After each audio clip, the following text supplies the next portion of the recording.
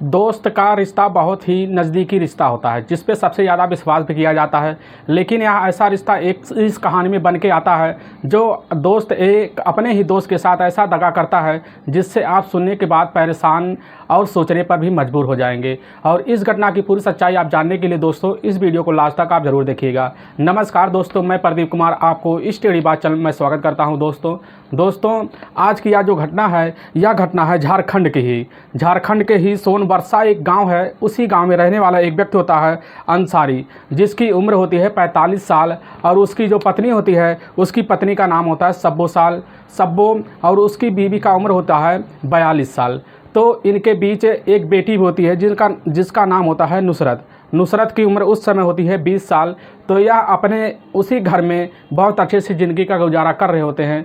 तभी धीरे धीरे जब इनकी ज़िंदगी आगे बढ़ने लगती है तो इसी ज़िंदगी के बीच इनमें कुछ कमियां आने लगती है जिससे इनका खर्चा भी नहीं चलता है।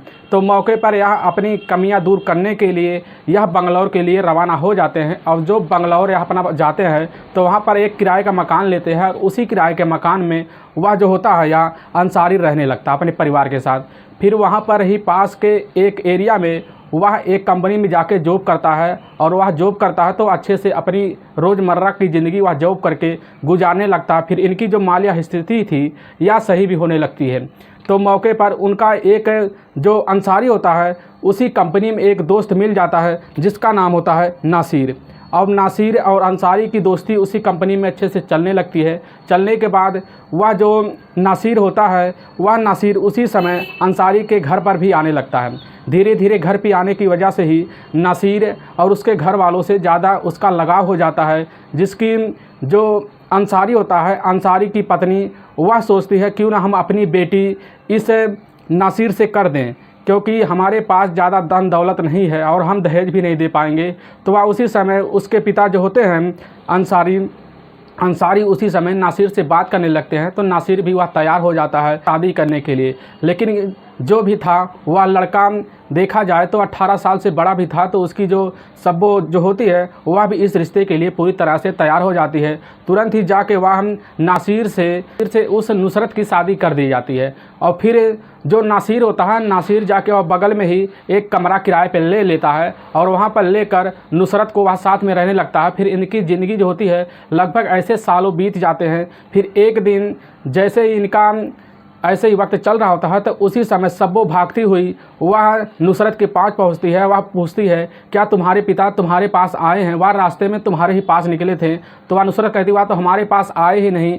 तो मौके पर उसकी माँ घबरा जाती है और वह नसीर को लेकर वहाँ के इलाके में ढूंढना शुरू कर देती है। और जब नहीं पाती तो मौके पर वह उसी के थाने में वह अपनी बेटी जो होती है नुसरत और नासिर दामाद को लेकर तुरंत ही वह अपने ही थाने में पहुंच जाती है। तो मौके पर उस जो अंसारी होता है उसके खिलाफ वहाँ गुमशुदा की रिपोर्ट लिखवा देती है। तो मौके पर पुलिस गुमशुदा की रिपोर्ट लिख लेती है और वहाँ पर जब उस अंसारी को ढूंढना पुलिस शुरू कर देती है तो मौके पर यह पता चलता है कि वहाँ के पास में ही एक गांव के बगल में एक बोरी में भर के एक आदमी की डेड बॉडी पड़ी हुई होती है। तो मौके पर जब वहाँ पर पुलिस यह खबर पाती है तो मौके पर उस डेड बॉडी को अपने कब्जे में लेती है। तो वह जैसे ही खोल के देखती है तो वह कोई और नहीं होता है, वह अंसारी होता है। तो पुलिस इस बॉडी को पहचान लेती है। वह उसके परिवार वालों को भी बुलाती है। तो उसी समय उसके परिवार वाले भी उसी समय उसके बॉडी को पहचान लेते हैं और वहाँ पर उसकी बेटी और वह सब ज़ोर ज़ोर से दहाड़े मार के रोना शुरू कर देते हैं। तो पुलिस उससे पूछती है क्या तुम्हें किसी के ऊपर शक है? तो वह कहती है, सब्बो कहती है हमें किसी के ऊपर शक नहीं है, यह हमारी बेटी से मिलने के लिए गई थी, रास्ते में न जाने क्या हो गया। तो पुलिस इस चीज़ की जाँच करने के लिए वहाँ एक टीम गठित कर देती है। और जब जाँच करने लगती है तो ऐसे करते करते वहाँ पर कुछ भी क्लू नहीं मिलता है पुलिस। तो इस मामले की जांच करने के लिए वह उसी समय जो अंसारी होता है उसका मोबाइल नंबर लेता है और वहाँ पर उसका मोबाइल नंबर का जब डिटेल निकाला जाता है तो वहाँ पर कोई क्लू भी नहीं निकलता। और उसके पत्नी से पूछा जाता है क्या तुम्हें किसी के और ऊपर शक है? अगर शक हो तो बता दो, क्योंकि इस मामले की जांच जो पुलिस थी वह पूरी तरह तैयारी से कर रही होती है। तो मौके पर वह सब्बो की जुबान इस तरह लड़खड़ा रही होती है कि पुलिस के उसके बीवी के ऊपर ही शक हो जाती है। और शक होने की वजह से उसका पुलिस तुरंत ही वह उसको उसी समय थाने में ले जाती है और उससे पूछताछ करना शुरू कर देती है। लेकिन वह तब भी कुछ भी कबूलती नहीं है। तो मौके पर पुलिस उसका मोबाइल नंबर लेती है। वह मोबाइल नंबर लेकर उसका पूरा सीडीआर डिटेल निकालती है। जब सीडीआर डिटेल निकालती है तो उसी में लगभग उसी रात में वह दामाद नासिर से वह बात किए थी तो पुलिस को शक हो जाता है। तुरंत ही वो नासिर से वह तुरंत थाने में बुलाया जाता है और उसको भी दोनों को अलग अलग कमरे में बैठाकर पूछा जाता है। तो दोनों से जब पूछा जाता है तो उनसे जब उनको पुलिस ज़्यादा टार्चर करना शुरू कर देती है तो उसी समय सब्बो सारी सच्चाई पुलिस के सामने रखना शुरू कर देती है। वह बताती है, जब हम अपनी बेटी के साथ बंगलौर आए थे तो हमारे पति जो होते हैं अंसारी, वह ड्यूटी पे जाया करते थे। तो यह जो इनका दोस्त होता है, यह दोस्त हमारे ही कमरे पे आया करता था। तो नासिर से जब हमारे कमरे पे आता था, इसके साथ हमारा ज़्यादा लगाव हो गया था। तो इसके साथ ऐसा रिश्ता हो गया था, ना जाने कितनी करीब हो गए थे, हमें कुछ पता ही नहीं चलता है। धीरे धीरे इतना करीब हो गए कि हम अपने ही कमरे में वह हम अंसारी के जाने के बाद पीछे से कमरे में ही संबंध बनाते थे। फिर यह सिलसिला हमारी ऐसा कई दिनों तक चलता रहा। फिर जब हमें जो नासिर होता है, यह नासिर कहता, हम तुम्हारे साथ रहना ही नहीं चाहते, हम घर जाना चाहते हैं, वहाँ जाकर अपनी शादी रचाएंगे। तो सबको कहती, ठीक है ऐसा मत करो, हम तुम्हारी शादी अपनी ही बेटी से करवा देती है, तब तुम हमारे साथ यहाँ पर रहोगे। तो वह कहता, ठीक है हम तुम्हारे साथ यहाँ पर रहेंगे। तुरंत ही उसकी जो पत्नी होती है वह अपने पति अंसारी से वह बात करती है अपनी बेटी के लिए और वह रिश्ता तय करवा देती है। तो मौके पर जब रिश्ता तय हो जाता है तो वह रिश्ता तय होने की वजह से सब बहुत ज़्यादा खुश हो जाती है और यह इनकी शादी अंसारी नुसरत और नासिर से अच्छी तरह से करा देता है। फिर इनकी ज़िंदगी से चलने लगता है। तो इनकी जो कमरे पे होती है या दोनों कमरे पे जाके अलग रहने लगते हैं। तो मौके पर नासिर आता है इसी कमरे पे आके सब्बू के साथ, वह उनके पति के जाने के बाद वह उसी कमरे में बार बार संबंध कई दिनों तक वह बनाता रहा। जब यह सिलसिला चलता रहता है तब एक दिन वह जो होता है अंसारी मौके पर ड्यूटी पे छुट्टी करके बीच में चला आता है। तो मौके पर एक ही कमरे में बेड पे दोनों नासिर और सब्बो को एक उसी अर्धनग्न अवस्था में पाता है। तो वह उसी समय भड़क जाता है, वह अपनी पत्नी को धमकाने लगता है और वह कहता है, तुम यहाँ क्या कर रही हो, हमारे ही दामाद के साथ यह कर रही हो, अगर यह दुनिया वाले सुनेंगे तो क्या कहेंगे।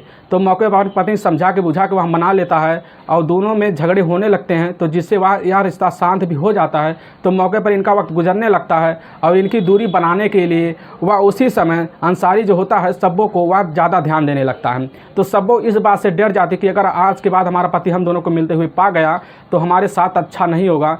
तो मौके पर यह दोनों मिल के एक प्लान बनाते हैं, क्यों ना हम इस अंसारी को अपने रास्ते से हटा दें, जिससे जाकर अपनी बेटी के पास हम आराम से रहेंगे। तो बेटी को भी इस बात की पूरी शक भी नहीं थी और ना ही जानकारी होती है। तो मौके पर यह जो होता है नासिर और सब्बो दोनों मिलकर एक प्लान बना लेते हैं। तो उसी समय जब रात में मौके पर ही वह अंसारी कमरे में सो रहा होता है तो वह उसी समय वह फ़ोन करके सब्बो उसी नासिर को बुला लेती है। बुलाने के बाद वहाँ पर उसके पीछे से जैसे ही वह का मुंह दबा देती है, उसका पैर पकड़ लेती है और गर्दन तेज़ से दबा देती है और दबाने के बाद वहीं पर उस अंसारी की मौत हो जाती है। और होने के बाद उसके बॉडी को भर के वहाँ की एक खेत में ले जाकर वहाँ फेंक देते हैं और यह सोचते हैं कि इससे हम बच जाएंगे। तो मौके पर जब रिपोर्ट लिख लेती है, पुलिस जांच करती है, इनको पकड़ती है। तो यह सारी सच्चाई इनके मुँह से उसी समय थाने में पुलिस सुन लेती है। तो मौके पर इन दोनों को उसी समय जेल में डाल देती है। अब इसके बेटी ज़िंदगी तो अकेली हो गई, साथ ही यह जो होती है सब्बो और नासिर दोनों अब बाकी का ज़िंदगी अब जेल में गुजारेंगे। दोस्तों, आप इस घटना के बारे में क्या कहना चाहेंगे?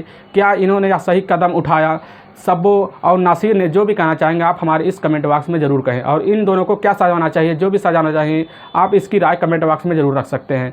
दोस्तों, इस घटना का मकसद हमें आपको ठेस पहुंचाना नहीं, बस आपको हम सावधान और सतर्क करना चाहते हैं। इसलिए जहां भी रहें सावधान और सतर्क जरूर रहें। दोस्तों अगर आपको यह वीडियो पसंद आ रहा है तो इस वीडियो को ज़्यादा से ज़्यादा शेयर और सब्सक्राइब जरूर कीजिए, जिससे हम आपके बहुत आभारी रहेंगे। फिर मिलेंगे नेक्स्ट वीडियो लेके, तब तक के लिए राम राम, जय हिंद दोस्तों।